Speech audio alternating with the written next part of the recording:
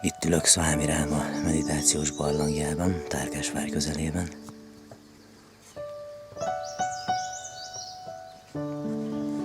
És a Swamiji ezt látta, amikor itt meditált, ezért jöttem ide.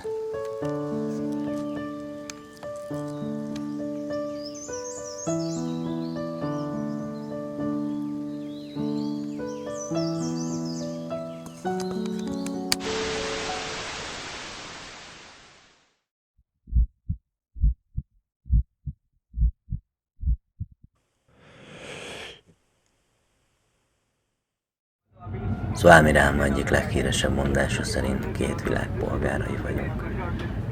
A lelkem egyik fele ott maradt Indiában. A másikat hazahoztam, mert nem véletlenül születtem ide. Itt van dolgom. A mesterem viszont nem erre gondolt. 2 világ polgárai vagyunk, egy külső és egy belső világ lakói. Amikor a meditáció már nem csak leülés, hanem a mindennapi életed szerves része, akkor is, ha éppen jársz-kelsz a nyüzsgő világban. Amikor már őrzöd a csöndet, akkor is, ha éppen beszélsz. Amikor már annyira közel érzed magad az igazi önmagadhoz, hogy ebből a középpontból nem mozdít ki semmi, akkor már mindegy, hogy Indiában vagy éppen Magyarországon. Hogy a barátoddal vagy csak lélekben van veled. Hogy a mestered mellett ülsz, vagy csak veled van belül. Swami Veda mondta egyszer, hogyha semmi más nem gyakoroltok, legalább tartsátok ellazítva a homlokotokat, és meditáció gyanánt naponta többször figyeljétek meg, és tudatosítsátok néhány percre a légzéseteket. Hiszen bármi, amit az elméddel újra meg újra megteszel, az elme szokásává válik. Az elme pedig így módon újra felfedezi majd az eredeti, fénnyel teli, nyugodt, csendes és tiszta természetét.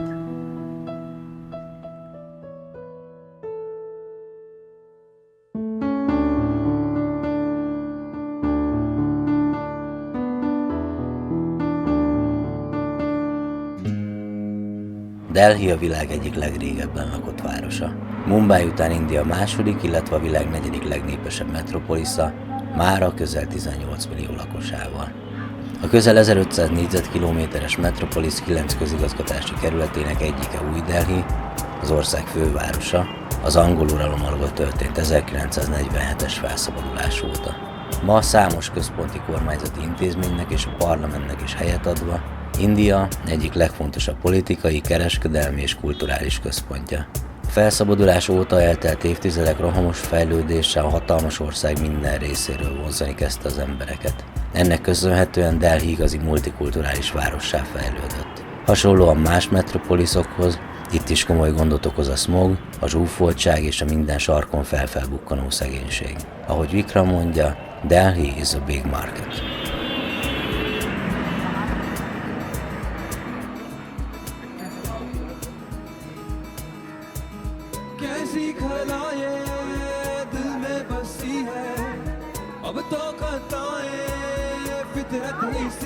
मैं ही हूँ वो जो रहमत से गिरा वे खुदा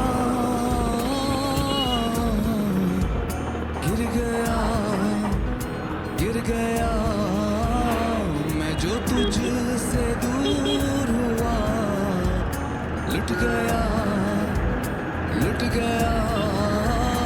ऐ खुदा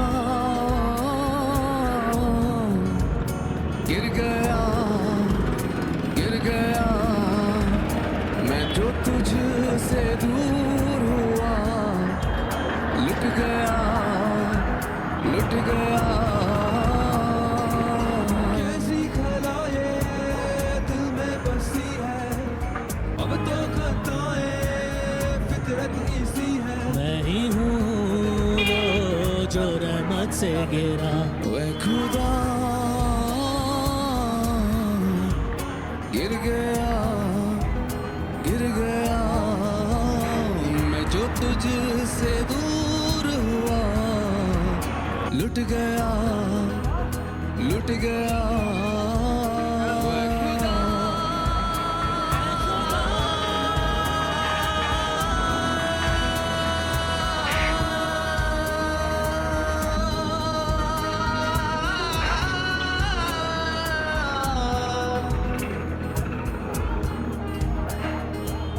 इतनी खताएं तू लेकर चला है, दौलत ही जैसे तेरा अब खुदा, हर पल बिताए तू जैसे हवा है, गुनाह के साए में चलता रहा। समंदर सा बहकर तू चलता ही गया, तेरी मर्जी पूरी की तूने हर दफा, तू ही तेरा मुजरिम बन गया। ऐ खुदा गिर गया मैं जो तुझसे दूर हुआ, लुट गया लुट गया।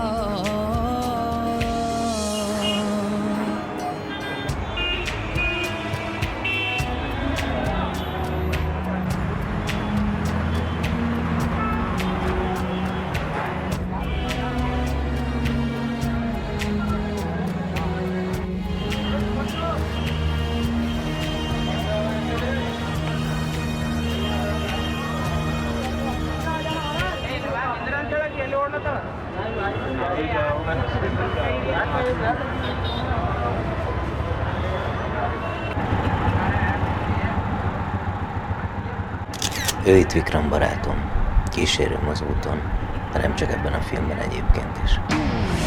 क्यों जुड़ता इस जहां से तू, एक दिन ये गुजर ही जाएगा, कितना भी समेट ले यहाँ, मुट्ठी से फिसल ही जाएगा।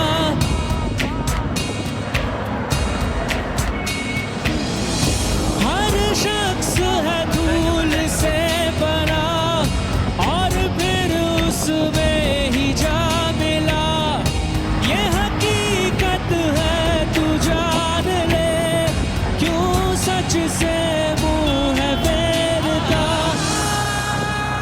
चल जो भी हसरत पूरी कर ले, जिंदगी न फितरत ये समझ ले, मिट जाएगी तेरी हस्ती, कर न पाएगा ये दिल बंदेरा।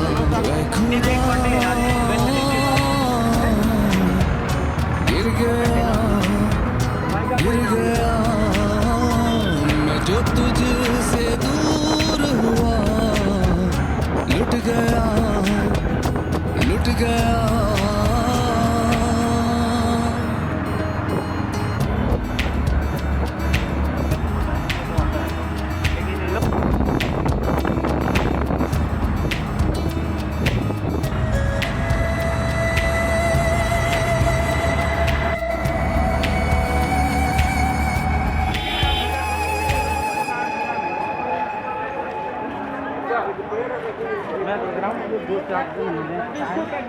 हाँ मैडम जी, 150.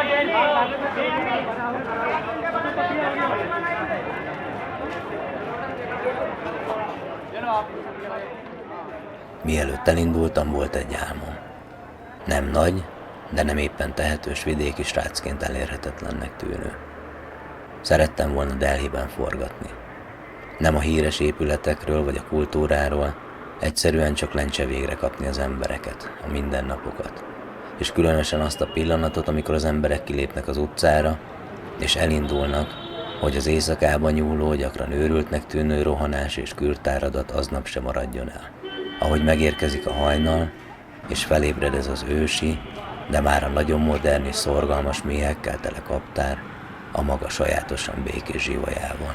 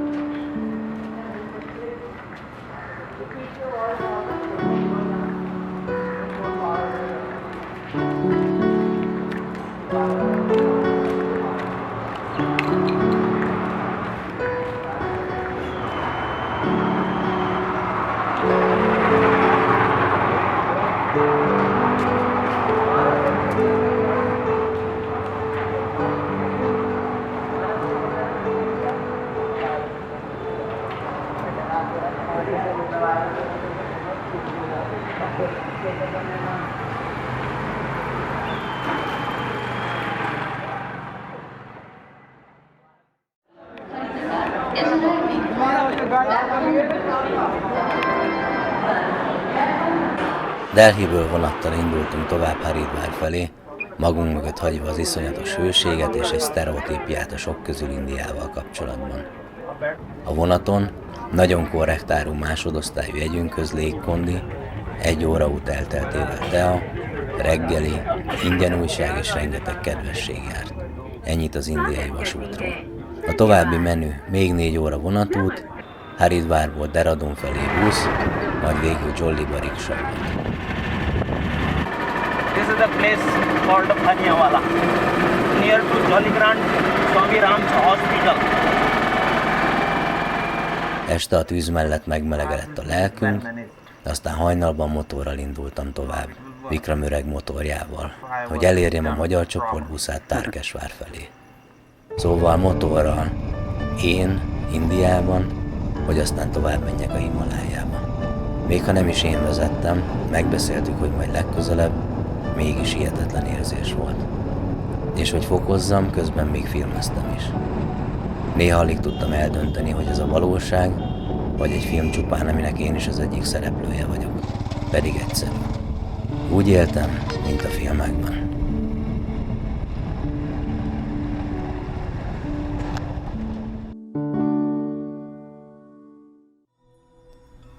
A Garhwal Himalája egyik legszentebb, de annál parányibb asramja Tarkeshwarban található, Rishikestől nagyjából 4 órányi autóútra. A történet szerint Swami Maheshwari Das meditált itt 27 évet, és ő is alapította, később több ismert keleti tanító is elszarándokolt ide. Van valami nagyon különleges és megrendítő hangulata a helynek, olyan, mintha valaki láthatatlanul folyton jelen lenne. Szinte minden asramnak és hegyi falunak van egy kapuja, amin középen egy kis harang lóg, kézzel elérhető távolságra, de még bőven az ember feje fölött. Ha valaki közeledik, megkondítja a harangot, amiből tudják az ott lakók, hogy vendég jön, vagy valaki visszatért közéjük. Ahogy Tolliból sétáltam vissza Tarkeshwarba a gyalogöstvényen, az ashram felé közeledve éppen elhagytam a szemközti barlanghasadékot, ahol Swami Rama is meditált, és haladtam át a kapun, amikor a fejem fölött a harang egyszer csak megkondult. Mivel már korábban is jártam Indiában, és történtek megmagyarázhatatlan dolgok, nem rökönyödtem meg, csak elmosolyodtam, és átjárt a gondolat, hogy talán gurum üdvözölt így. De vajon biztos, hogy ő volt? Az Élet a Himalája mestereivel című könyv alapjául szolgáló egyik kéziratban erre a helyre, illetve a kis templomra Swami Rama így emlékszik vissza. Sok nyugodt és csendes helyet ismerek a Himalája mélyén, ahol az ember zavartalanul élhet és meditálhat. Ha fáradtnak érzem magam, első gondolatom, hogy feltöltődés végett a Himalájába megyek egy rövid időre. Az ilyen visszavonulásokra kiszemelt egyik kedvenc helyem a Garhwali kerületben található, úgy 20 kilométerre Lansdowntól, 1900 méteres magasságban, ahol a nagy fenyőfák között egy kis síva templom áll. Azon a vidéken senki sem eszik a termésből anélkül, hogy a templom istenségének ajánlaná. A helyi néphagyomány szerint, ha valaki véletlenül mégis elfeledkezne róla, háza rázkódni kezd, és a benne lakó emberek mulatságosan kezdenek el viselkedni. Amikor 14 éves koromban először hallottam erről, feltámadt bennem a vágy, hogy eljussak ebbe a templomba. Este 7 óra körül járt, és sötét volt már, amikor a templom közelében jártam, és utam egy sziklafal peremén vezetett. Nem volt mivel világítanom, és akkoriban nagyon csúszós fatalpú szandált hordtam. Megcsúsztam, és már csak nem lezuhantam az igen meredek szirtről, amikor hirtelen egy magas, fehérbe öltözött öregember kapott a karjába, és emelt vissza a gyalogösvényre. A hely érezhetően erős szellemi vibrációkkal rendelkezett. Megtudtam, hogy egy nagy citha élt itt 600 évvel ezelőtt. Tanította a környékbelieket, tanácsokat adott nekik, de csendes, visszavonult életet élt. Halála után egykori lakóhelyén egy 2 négyzetméteres templomot építettek az emberek.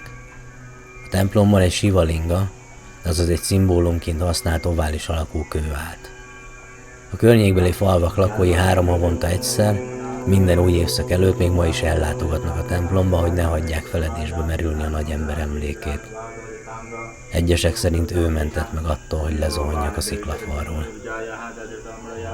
Néhány évre rá, hogy először látogattam el a templomba, néhány brahmana úgy döntött, hogy egy nagyobb, szilárdabb és még fenségesebb templomot épít a kicsi, régi templom helyére, ami akkor már elég rossz állapotban volt. Amikor a munkások elkezdték kiásni az alapokat, hogy lebonthassák a régi templomot, azt találták, hogy a föld kisméretű, különböző színű kígyóktól hemzseg, így hát a földdel együtt a kígyókat is elkezdték kilapátolni, de minél mélyebbre ástak, annál több kígyó jelent meg. 6 napja ástak már, és a föld még mindig tele volt kígyókkal.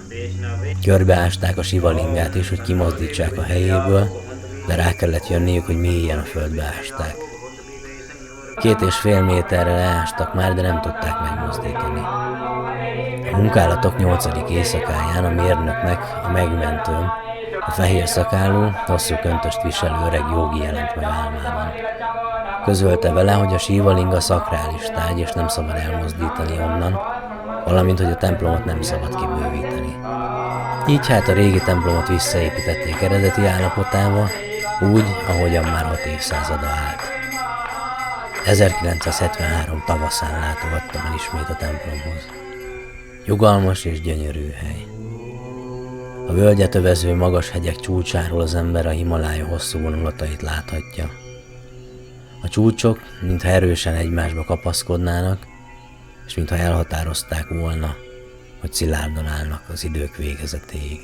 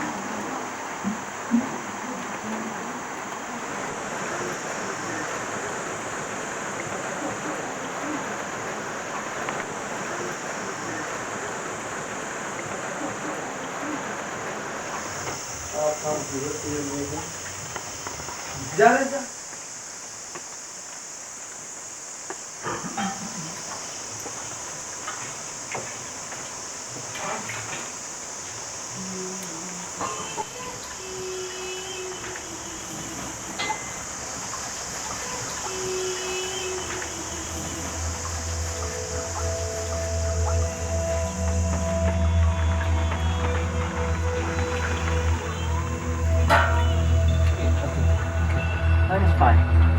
Akkor előbb reggelizéljek a German, French, but not Hindi.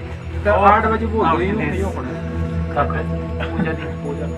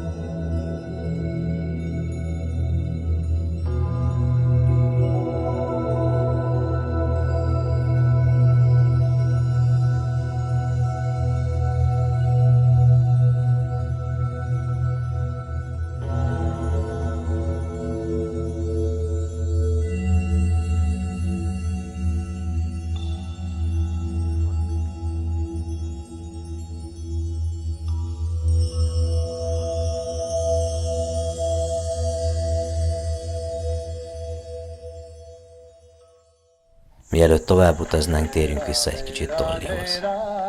A történetmesélők szerint itt, ebben a kis észak-indiai hegyi falucskában született 1925-ben a mester, aki, ahogy mondani szokták, gurúja kérésének eleget téve hidat épített kelet és nyugat, spiritualitás és tudomány, ősi bölcselet és modern technológia között. Kora gyerekkorától egy bengáli jógi és szent, bengáli baba nevelte, akivel sorra járta a templomokat és hegyeket, magával szívva a himalájai bölcsek ősi tudását.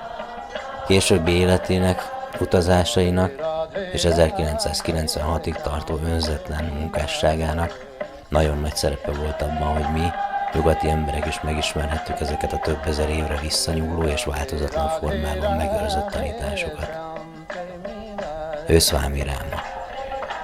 Akár a Ráma útja is lehetett volna a címe ennek a filmnek.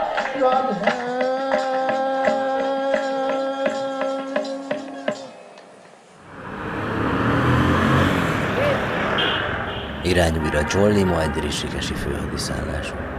Közben azon gondolkodom, hogy a csöndnek milyen sok fajtája és értelmezése létezik, és mindegyik másmilyen csönd. A himalájai tradíció filozófiai rendszerében a csönd nem kifejezetten a beszéd hiánya, sokkal inkább az elme csöndje, ami olyan, mint egy nyugodt óceán, amiben ugyan számtalan folyamat zajlik, de a felszínéről már eltűntek a hullámok. És ezek a belső folyamatok a víz tiszta tükrét nem tudják többé megzavarni. A meditáció célja elérni ezt az egyhegyűséget. Ezt a fajta örök és mindenek fölötti csöndet, amit samádinak nevezünk. Útközben megállunk a Jollyhoz közeli kórháznál, amit Swami Rama alapított. Azt mondták, forgathatok bent is, de menjünk egy földszinti irodába engedélyt kérni, ahonnan előbb az első, majd a második emeletre irányítottak, végül feladtam. Egyébként rendkívül modern és jól felszerelt kórház, Vikram is ide jár kezelésekre, ha nincs jól. Talán nem vagyok a legjobb tanítvány. Legalábbis ami az aszánákat, azaz a fizikai gyakorlatokat, vagy a gyakran rám törő lustaságot és elgyengülést illeti. Egyre fontosabbnak érzem viszont az odafigyelést. Lehet, hogy ez volna mindennek az alapja, ennyire egyszerű volna. Adni, és közben odafigyelni arra, hogy ne ártsak. Elsősorban másoknak ne, de próbálok ma már magamra is jobban odafigyelni. És most nem arra gondolok, hogy nem ölök meg egy másik lényt, mert nem ölök. A hétköznapi élet dolgaira, a hétköznapi emberi kapcsolatokra értem. Hogy a világ áramlásából ne kiszakadni, kiemelkedni próbáljak, egómat bátorítva, hanem megpróbálni szerves része lenni annak, és egyre nagyobb harmóniában élni a bennünket körülvevő világgal.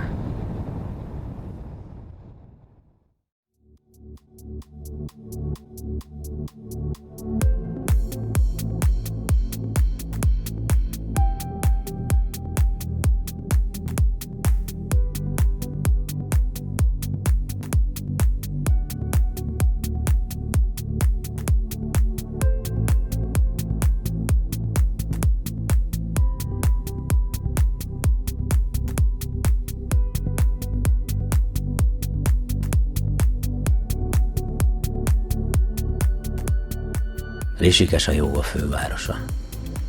Számos egyéb tanító mellett itt alapította meg Ashramját Swami Sivananda, a nyugaton ma nagyon elterjedt transzcendentális meditáció módszerét hirdető és 68 februárjában a Beatles-t is vendégül látó Maharishi Mahesh jogi, illetve a hatha joga filozófiájára épülő himalájai módszert közvetítő Swami Rama is. Utóbbi, a Sadhana Mandir Ashram, a hegyeket éppen elhagyó Ganges partján található, ott létünkkor az alapító mester születésnapját ünneplő tanítványokat látta épp vendégül.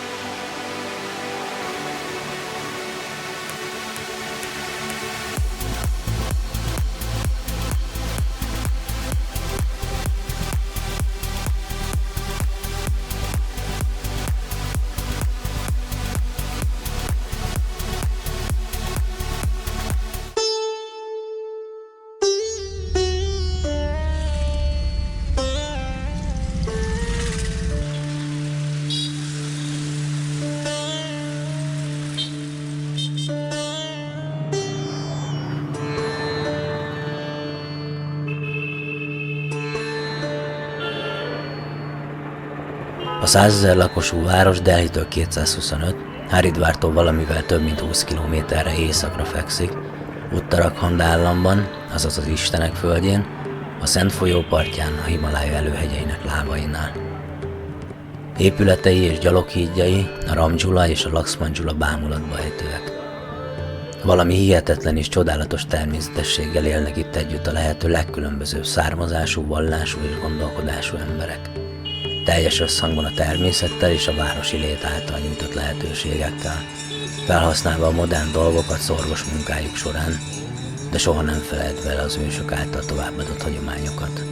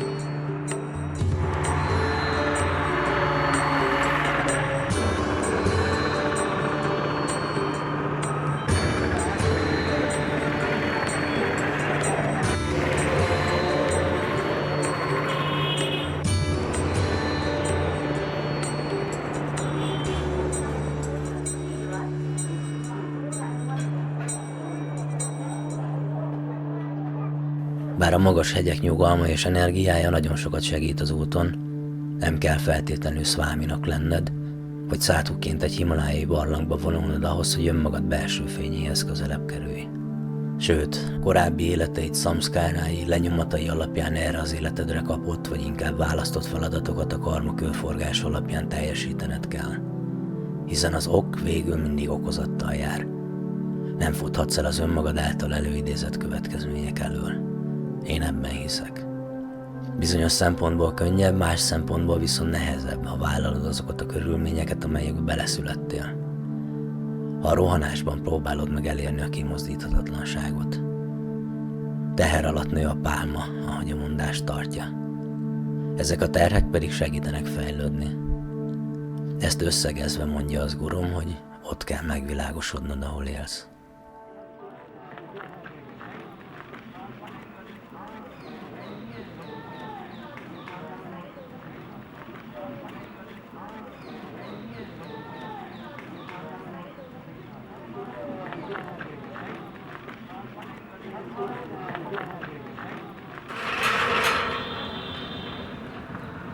Hosszú út áll még előttem, de legalább már úton vagyok. Keresem azt a szűk kis ösvényt, ami saját ritmusomnak és szamszkáráimnak leginkább megfelelő. Kereső vagyok, ahogy a Swami Rama Gráma Ashram lakói is. Keressük azt a belső valakit, akit meg kell tisztítanunk az út porától. Akiről lépésről lépésre le kell fejtenünk a feledés fájtlait, melyek, mint a hagyma rétegei, úgy fedik el azt, ami mindannyiunkban ott él. Keressük az utakat, amelyek elvezetnek bennünket önmagunkhoz. Az utakat a csöndekbe. A hétköznapi életünket is éljük persze közben, mert azt is élni kell. De az egyik hat a másikra is vissza. Sőt, a kettő nem, hogy nem zárja ki egymást, egy. Mi más lehetne ennél izgalmasabb? Guru Sakshat Param Brahma Tasmai Shri Gurave Namah.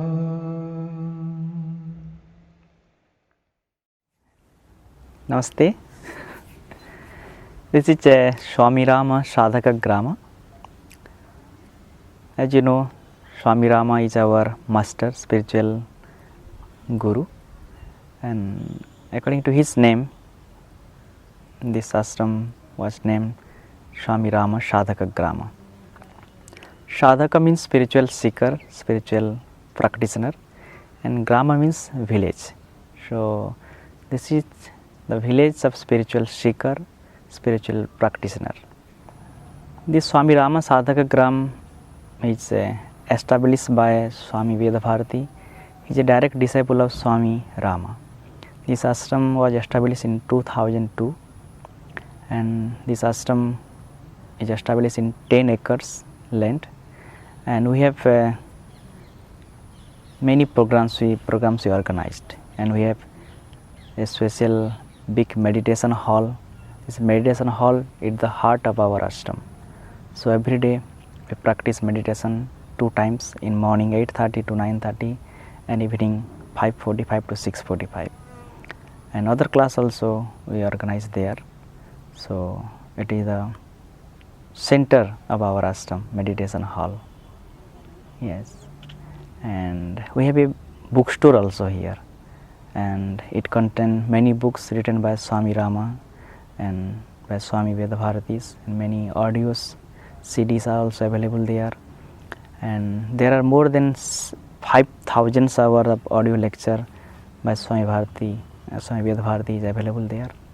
Nowadays there is special project is going on there, that is about silence, and Swami Veda Bharati himself is a subject, and our scientists, they are research about silence, what is the impact of silence to our brain, and what kinds of brain waves we produce in our meditation. They research on that. We have a very nice dining hall also here, and we cook very nice hygienic, and it is vegetarians food we prepare there. We have about 40 guest cottages are here. That is all our family cottages. It include 2 bedrooms, 1 kitchen area, 1 sitting rooms also. And we have all cottages our is air conditioning. So it is facilitated to sadhaka for their practice and for their happy staying. And we have some sadhaka cottages also here.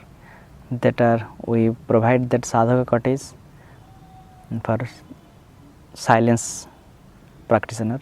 Many people come here for their silence practice, starting from 3 days, 7 days, 10 days, and we provide them sadhaka cottage. We have about 25 sadhaka cottages are here, and we have a big Gurukulam buildings. We organize here a long-term program called Gurukulam program, that is for 3 years, 5 years, and who want to join in Gurukulam program for intense their practice, we provide them Gurukulam rooms, and we have 24 Gurukulam rooms are there. And we have some new blocks that contains 2 rooms, 1 dining hall for long-term sadhaka. They can stay there. Pierre eredetileg francia, de gurukulamos diák volt. Aztán itt ragadt Indiában. Itt is él már egy ideje a feleségével együtt. Mesélt nekem kicsit a mindennapokról és arról, hogy mit jelent szeretni, szolgálni és emlékezni. Sadhaka can learn about meditation, about the teachings of the Himalayan tradition as it was interpreted by Swami Rama of the Himalayas. The focus of the ashram, the focus of the tradition is really on meditation. It's a meditation-based tradition. So everything that we do, our Hatha Yoga, our studies, all the topics that are covered in the ashram are there to support and to improve our practice of meditation. Om Triyambakam Yajamahe Sugandhim Pushtivarnanam Urvarukamiva Vandanat Mrityormukshi Amamrita Swaha. Living here is a great opportunity to be in a context where you can focus on your practices on a full-time basis. If you live outside the ashram, you know, in your own country, you have a job, you have other responsibilities, then your sadhana will be something that will not be your number 1 priority, or to which you will not be able to give so much hours every day or every week. But being here, you have the opportunity to really focus on your studies, on your practices. Om Triyambakam Yajamahe Sugandhim Pushtivarnanam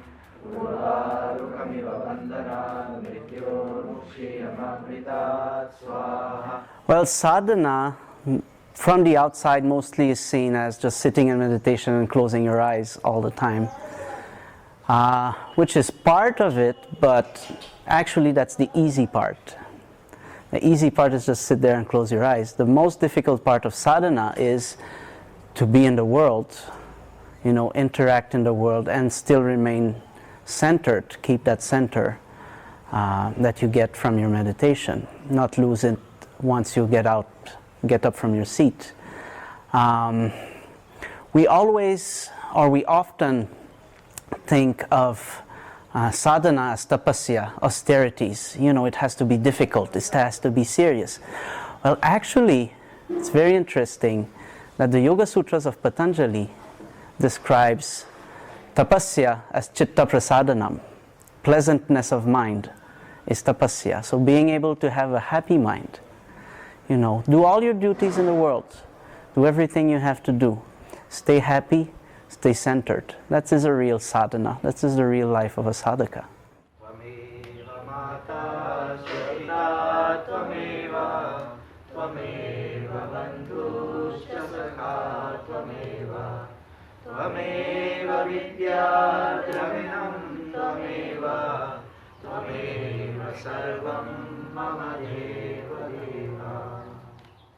The meaning of love, serve, remember.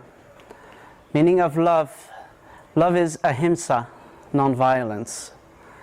So that's the very first principle in yoga, is non-violence, the principle on which all the rest of yoga is established. So that comes first, love. Serve, seva. Seva is an important part of sadhana. Your sadhana doesn't mean anything. It doesn't mean anything to sit there with your eyes closed if somebody needs you, or if you can be of help to somebody. And remember, always remember where you're coming from, where you're going. Always remember to love and to serve. Also, always keep that in your mind, that remembrance, where you want to go, what is your goal, where you have come from. Remember about the others. Remember to help them, to serve them. Remember that we're all one big family. Remember to love everyone. Every year we organize teachers training programs twice in a year, and in March and November. So that is a short term 2-week course, and many students they comes and they participate in teachers training program, and after then we provide them homework for 1 year. When they complete that homework, we provide them certificate, which is affiliated by International Association of Teachers Organization.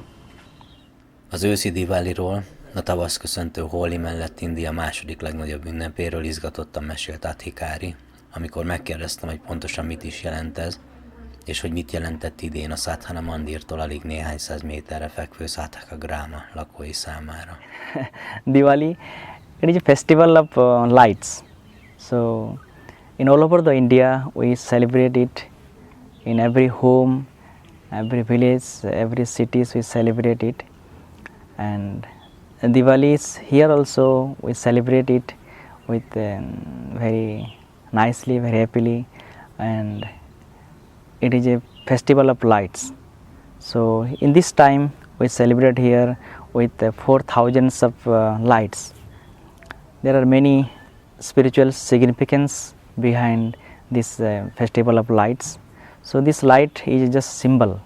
So then that light which is within us also, we have to awakening that inner spirit, that is a light. So that clay pot, this clay pot is just like our body. So we just with our practice, with the grace of God and gurus with us, awakening our inner spirit. So, and it is also the celebration to conquer with evils. And on this day, the Lord Rama, he just come back from Lanka, Lanka to India, to Ayodhya. He defeated the devils Ravana, and he come back to Ayodhya, and to welcoming him, every home, every village, we just lightening with many lights to welcoming him. I enjoy very much because this time especially we have many guests, and we together we organize all the Deepaks, and we had very nice bhandara. Bhandara means special lunch with too many sweets, and so I enjoy a lot. Yeah.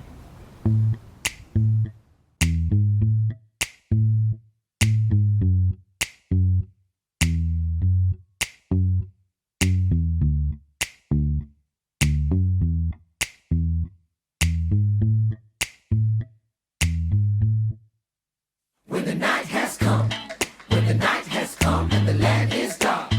When the night has come, when the night has come and the land is dark, and the moon is the only light.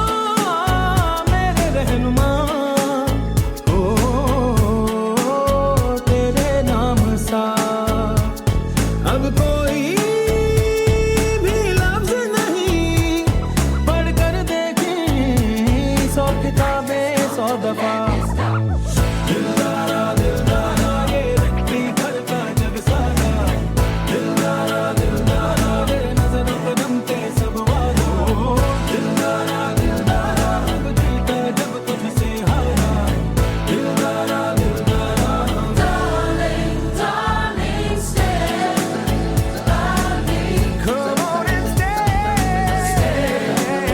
by me just as long as you stand by me just as long as you stand by me.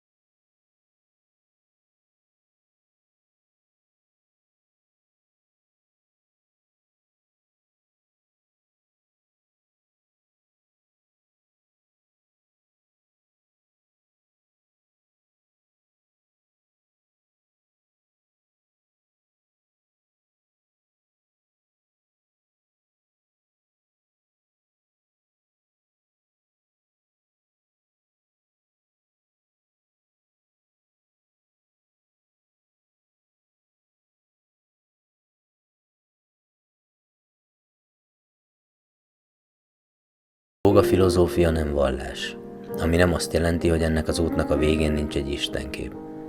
Ennek az Istennek azonban része az igazi, minden sallangtól mentes éned, az önvalód, akár a cseppje a tengernek. Ez az advajta, azaz a nem kettősség egyik legfontosabb tanítása. Mára megtanultam azonban, hogy az igazán nagy dolgokért igazán sokat is kell tenni. A kegyelem csak akkor érkezik, és a keresett kincset az út végén csak akkor pillanthatod meg. Úgy érzem, ma már értem Swami Veda szavait, amikor azt mondja, hogy ha odaérve a meditációs teremhez látsz egy anyát gyermekkel a karján, bizonytalanul azt illetően, hogy vajon bemenjen-e a terembe meditálni, és elmégy mellette, hogy szent meditációdat végezd, akkor, hogy szó szerint idézzem, nem vagy valami nagy meditáló. Ugyanakkor, ha odamégy hozzá, még akkor is, ha idegen, és felajánlod, hogy vigyázol a gyermekére, ami által ő csatlakozhat a csoporthoz a meditációban, akkor valóban meditáló vagy. Szeress, szolgálj, emlékezz. Minden benned van, csak ki kell csomagolnod, és hagynod, hogy a csöndben felemelkedjen az óceán mélyéről.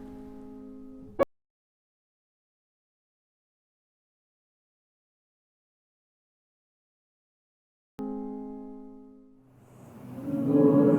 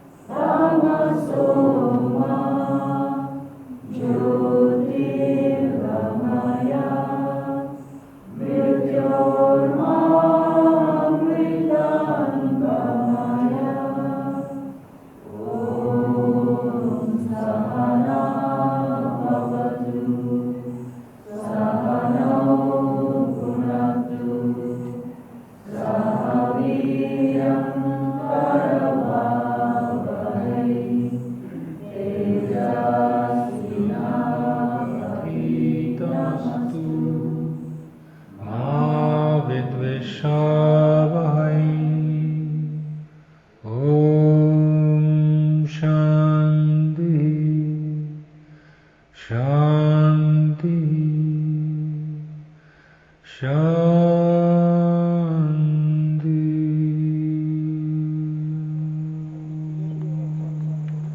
Amit itt kaptam, azt egy életre kaptam.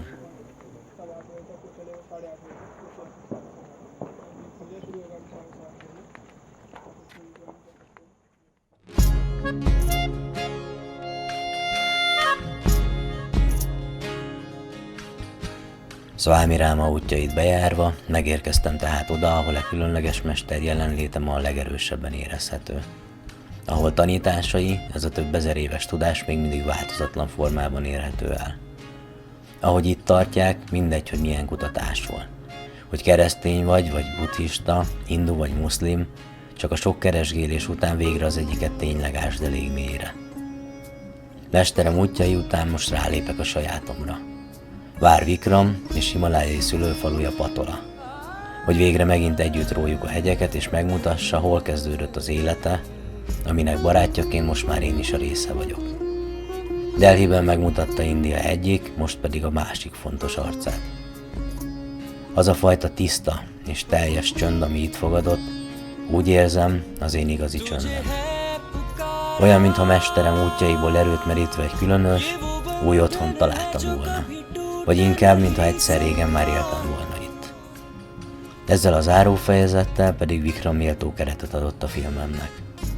Barátom egész jó rendező lennél.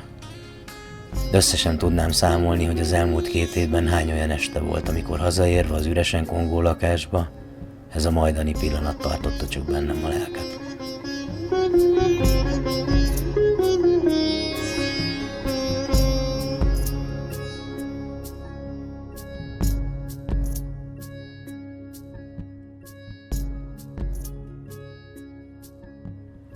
Pathola Rishikestől nagyjából 5 órányira fekszik. 1400 méter magason gyönyörű hegyek által határolva. Egy apró, alig több mint 200 lakosú falucska, ahol a természet még ma is szerves része az itt lakók mindennapjainak. Ahol a tiszteletnek semmi köze a pénzhez és a hatalomhoz. És ez, ha a 3 millió istenük is úgy akarja, jó ideig így is fog még maradni. Első útunk a falu vezetőjéhez, PD-hez vezet, aki egyébként Vikram gyermekkori barátja. Rendkívül tájékozott vezető. Rendszeresen olvas újságot, hiszen mindig van valaki, aki bemegy a városba. Sőt, műholdas tévécsatornákat is néz. Így képben van a világ dolgaival kapcsolatban. Nagyon örül, hogy India fejlődik. Hogy az új miniszterelnök Narendra Modi májusi megválasztása óta csökken a korrupció, és kampányának részeként, ha lassan is, de megvalósulni látszik a My Clean India. Szereti a falu lakossága. Idén már másodszor választották vezetőjüknek 5 évre. Noha rendkívül szerény körülmények között élnek az itteni emberek, PD keze alatt lett elektromos áram, sőt vezetékes víz is a faluban több helyen. Ez igencsak megkönnyíti a mindennapokat.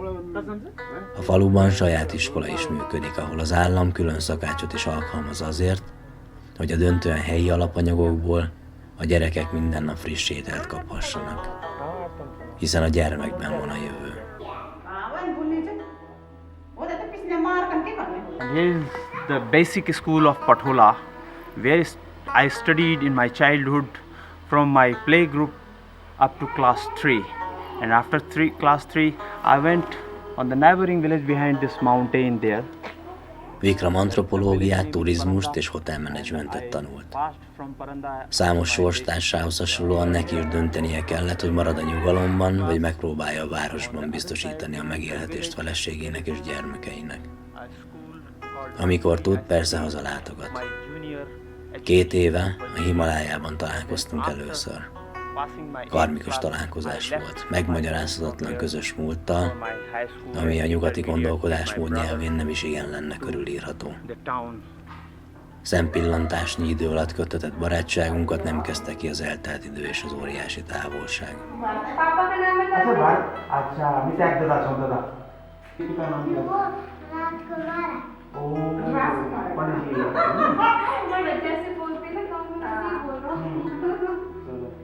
बहुत दूर से आए हूँ आपके स्कूल में आपकी फोटो खींच रहे हो फोटो खड़े बोलो खड़े हो जाओ चलो We love Hungary. We love Hungary. Hungary is a very, very friendly country to India. We always love to Hungary and we love to India. Thank you very much. Clapping.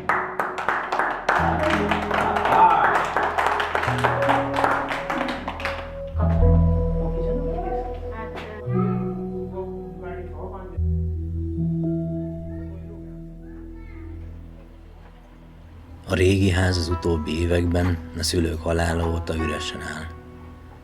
Nővére Bisszú tölt csak itt néha hosszabb, rövidebb időt, illetve Vikram egy-egy hétvégét a családjával. Ebben az évben már kétszer is el tudtak jönni. We are in Pathola at my house where I spent my childhood completely. Even till before few years my father and my mother, they were also staying here, but now my father and mother, they are no more. But this is still our house, but we regularly not living here because we have to go out for in search of job and to earn money. Otherwise it is very difficult to survive in the villages. There are no good infrastructure like education, hospital, good market to fulfill our needs. Therefore most of the people, they are working in outside of Pathola and their families, they are living here. So most of the people, they work out in Delhi or some other in Rishikesh or in Dehradun, in big cities, and they visit their village often, like after 3 months, 6 months, and even in 1 year they send the money to their families, and then they fulfill their requirement after sending the money. Although we have some agricultural land here, but it is not too much to run the whole life or to run the whole year, to complete our needs for the whole year. We need to, there is electricity here now, and we are happy to see the electricity. This is the third portion of the house. There must be, I don't know whether it is, yeah, this is, but it is not clean, in bad condition, because we are here after long time. I mean, I visited twice in this year, but no one was living. I only stood up here for 1 night and 2 nights, but it took time. It took time. Az itt létünk alapos takarítással kezdődik, amit a tisztaságvágyon túl inkább egyfajta szertartásnak érzek. Ami nem nekem szól, sokkal inkább a szülőknek, a szülők emlékének. Szomorúan meséltem, mennyire fáj neki, hogy lassan teljesen elpusztul a ház és minden tönkre megy. When my father used to live here, he was, he keep well maintained all the things here when he was living here. But now no one is living, therefore all the things are in bad condition. But I do my efforts to come often here, to clean the house and to stay for some days here. But I think it's impossible to visit, every month or like that, because we are not able to manage this. So we won't leave the house empty or in bad condition. We prefer to keep and to protect the memories of my father and my mother, because we love them very much and they love us very much. Whatever we got in our life, that is the blessing from my parents. We always miss them.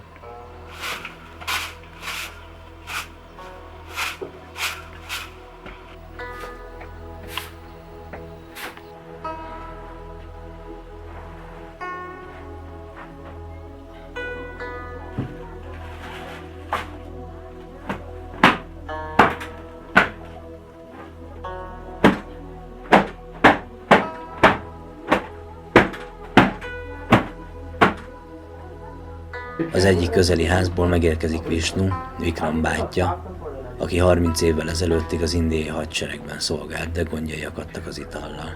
He lives in village But unfortunately, he was living here. He was working in the Indian Army, but he decided to quit from there, and again he joined twice the government job and quit from there. But now he is in trouble, working in the fields and living in Pathola. Elmondása szerint volt olyan időszak, amikor fél Haridwar tőle rettegett. Így az indiai hadsereg megvált tőle. Azóta itt él és nem iszik. Ez alól egyetlen nap volt kivétel, de az is még a 90-es évek közepén történt. Szeretett volna jobb emberré válni.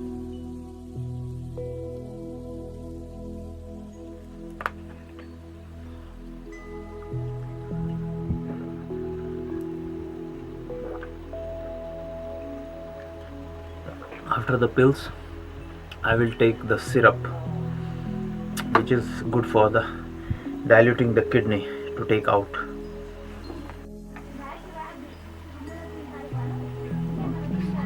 Finished due to the damp.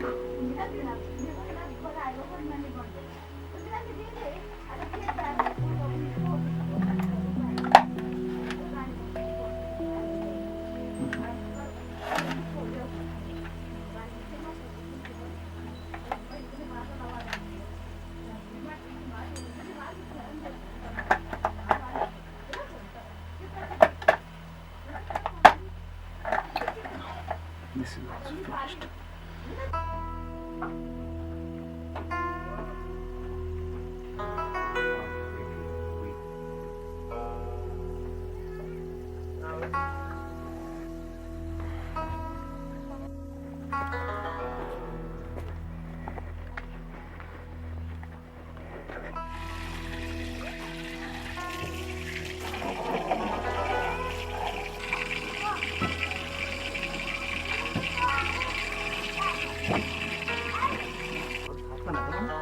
अच्छा अभी आ सुबह ना तो एक घंटा हो गया अभी अच्छा आएगा ना तुरंत अभी सुबह आइए अभी से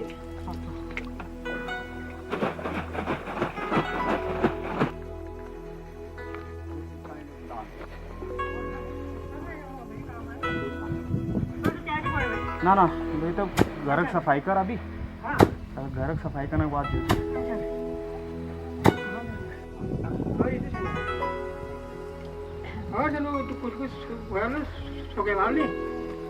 It's a kind of lentil. We grow them in monsoon and then cultivate them in October. It's a very nice. Yesterday in lunch you took the dal with this.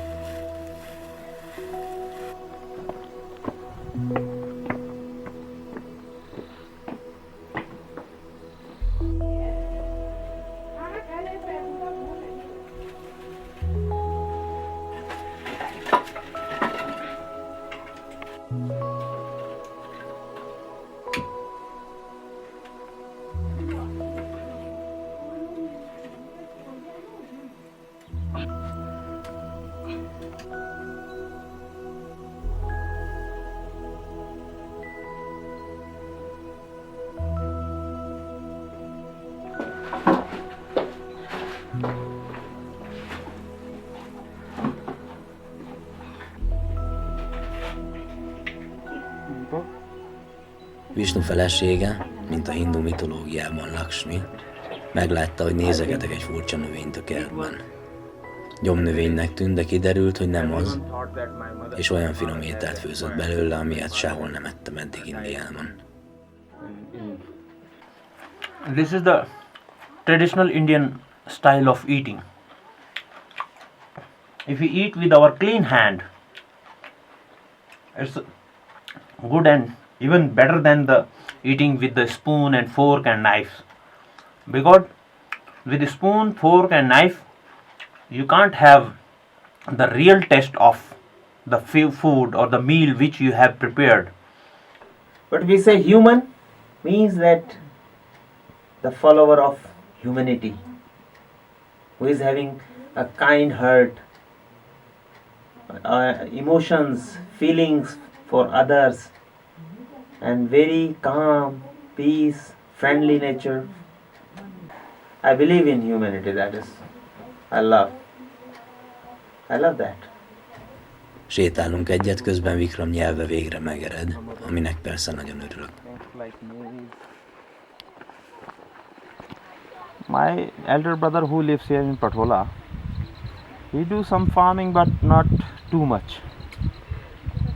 Because as you seen, there are a lot of monkeys. They are, damaging and collapsing the crops, and they damage all the gardens, and so therefore the people, and actually the people, they are based on market.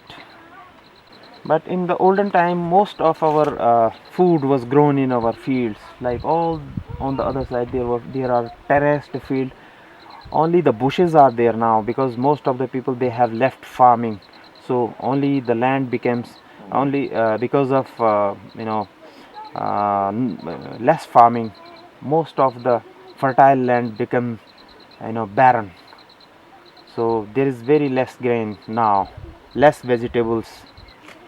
It's a pity that when I remember my childhood, I have suffered a lot in my, even now I'm not very rich man, but my daily needs, my requirements are fulfilled. We have food for eating. As I told you that I have seen poverty in my childhood. Even when I was young, I was studying in my college, and my father support me from my fees side, and sometime in the summer I go to Rishikesh for guiding the tours, and I make money, and I guide, and then again I go back to my college for my study. But most of the part of my childhood was in poverty, in hunger. So therefore, whenever the people ask me that what most I hate, so I say I hate poverty, I hate hunger.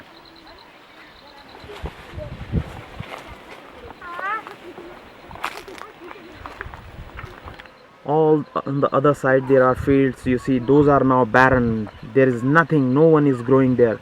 Far away down there we have fields down there, but nothing is there, only except the jungle. Nowadays this farming concept in our Uttarakhand and village area, it is totally forgotten by the people. Most of the people in being as they feel pride when they think that they are modern, but I don't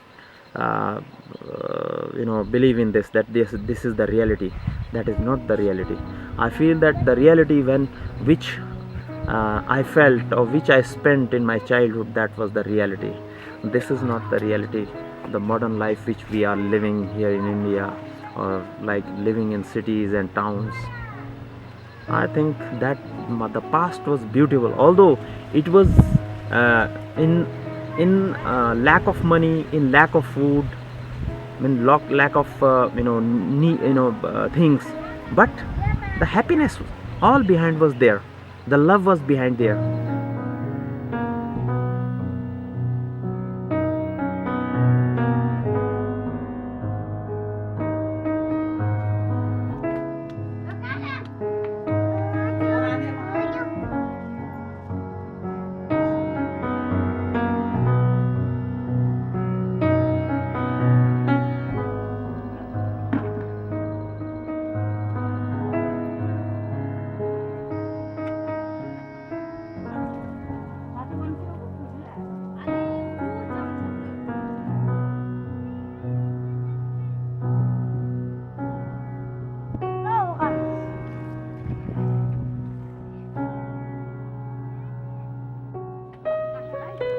जाना नहीं, ये सनी पुटो जाना नहीं।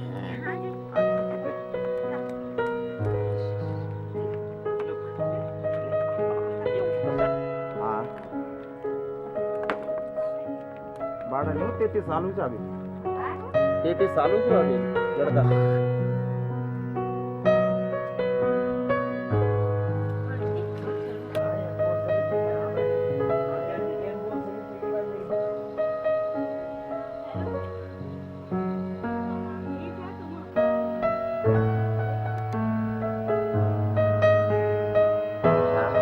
कम है पैसे यहाँ, BSNL नहीं लग रहा ना, 1 घंटा 1.5 घंटा, जब लंबा दर्द हो गया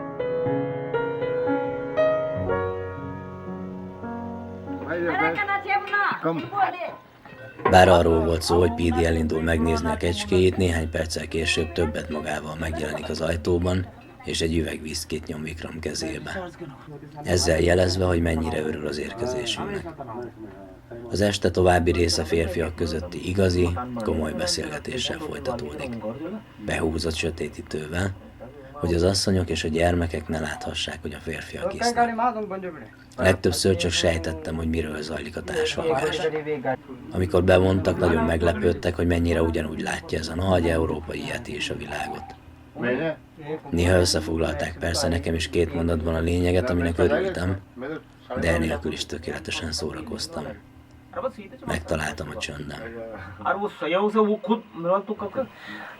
This is a celebration which is welcomed by our village head PD to my friend.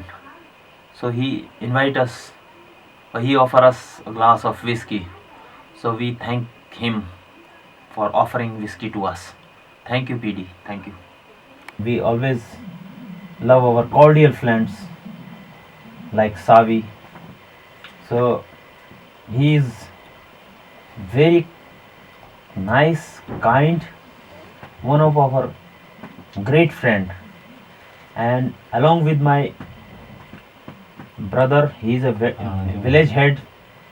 He is my uncle, he is my nephew, me, and along with Savi, we love to celebrate this party here in Pathola. I hope when Savi will be able to come again to India, again we will have the same party here, but more bigger than this party. Thank you, man. Thank you, my friend. Talán az utolsó gondolatom lett volna, hogy ezen az úton még viszkit is iszom majd, ami ráadásul Patholában a fehér hollónál is ritkább. Ez az ajánlat azonban visszautasíthatatlan volt, és ez így van jól. Ezt a megható pillanatot pedig szerettem volna valahogy viszonozni. Poem by László Nagy. Én fekszem itt, kihűlt földön, eleven kincse még a nyárnak. In Hungarian language. Vétkek s rossz jelek rohamozva, édes húsomra ide járnak. Igazán, s végleg téged várlak. Érdes tülben gyere lassúdan, horzsolj végig, s hagyj itt örökre, izzó kikerics koszorúban. My friends. And then now you can explain some little meaning of. I am very, very lucky to invite you. You are welcome, my friend. You are always welcome. You are our friend. You are our family member. You are our village member. And all behind, you are our brother. We love. I am the luckiest man in the world. Thank you very much. It is our pleasure. Thank you very much. Még mielőtt elaludnánk, Vishnu érkezik megint. Noha egykori alkoholizmusára nem büszke, azt azért büszkén meséli, hogy mekkora harcos volt ő egykoron. És most részletesen is kitér a haridwari szép napokra. Megkérdeztem, hogy vegetáriánus-e. Azt mondta nem, de nem eszik húst. Majd elmesélte, hogy néhány nappal az érkezésünk előtt elveszett az egyetlen kecskéje. A falut körülvevő dzsungelben mindenfelé kereste. Szólongatta, de mind hiába. Mivel nagyon sok a leopárd a közelben, szomorúan nyugtázta, hogy kedvenc állata nincs többé. 2 teljes nap telt el, amikor hajnalban a kecske megjelent a ház előtt. Vishnu odaszaladt és felkapta az ölébe. A kecske a fejét Vishnu vállára hajtotta, akinek az arcán végigfolyt egy könycsepp. Ekkor határozta el, hogy bár nem vegetáriánus, soha többé nem eszik húst. Vishnut élmény volt hallgatni. Azokat a történeteit is, amelyekből a beszélt nyelv szintjén semmit sem értettem. Hosszú volt az út, nagyon elfáradtam. Hangtalanul mentem be a belső szobába, és úgy aludtam el, hogy közben Vishnu mesélt tovább vége láthatatlanul. Gyerekkorról, katonaidőkről, helyi pletykákról, és még talán arról is, hogy ez a messziről jött magyar fiú, egész jó lelkű ember.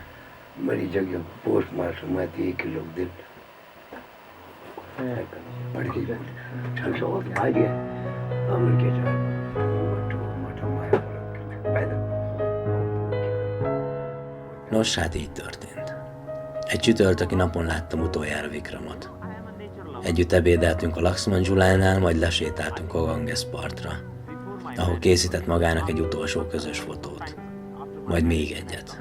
Majd egy tényleg utolsót, végül egy tényleg utolsót.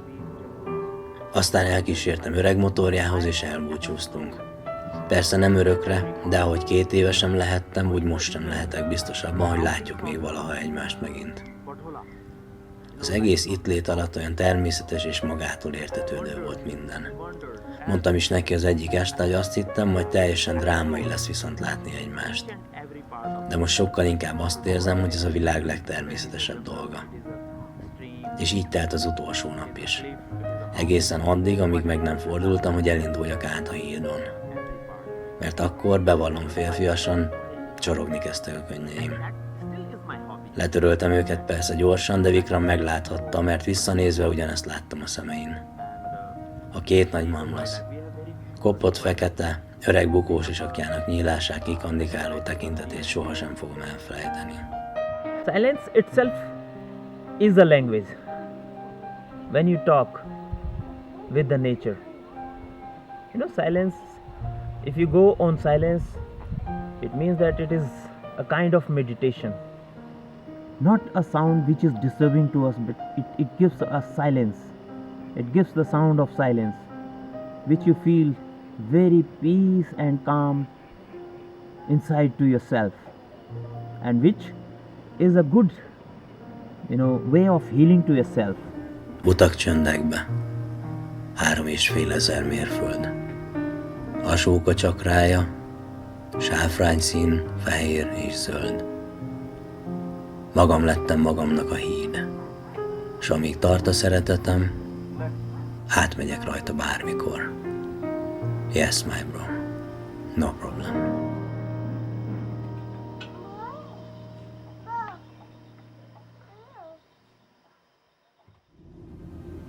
Nekem a filmezés is meditáció, amiközben az elmém szinte teljesen egyhegyű. Nem ér el a világ zaja. Csönd van bennem. Ilyenkor vagyok a legközelebb önmagamhoz. Az egymás után sodródó képek olyanok, mint a lélegzetvételek, amiket csak meg kell figyelnem. A többi már jön magától. Adok vele, de közben kapok is, hiszen a kezemet ilyenkor nem csak én vezetem, és ez most is így történt. Tudom, hogy most egy nagyon drámai és filozófikus zárásnak kellene következnie. Meg kellene erőltetnem magam, és előbányáznom mindent, amit David Lynch-től vagy Kim Kiduktól tanultam. De ha visszatekintek az eddigi életemre, Kevin Spacey zárószavai jutnak csak eszembe Sam Mendes amerikai szépségéből. Azt hiszem, igen dühös lehetnék amiatt, ami velem történt. De nehéz dühösnek lenni, amikor oly sok szépség van a világban. Néha úgy érzem, hogy egyszerre látom mindet, és túl sok. A szívem felduzzad, mint egy léggömb, és majd szétrobban. Aztán eszembe jut, hogy ellazuljak, és ne próbáljak meg belekapaszkodni. Aztán esőként hullik rám az egész. És nem érzek mást, csak hálát. Hülye kis életem minden egyes percéért. Om, Shanti, Shanti, Shanti.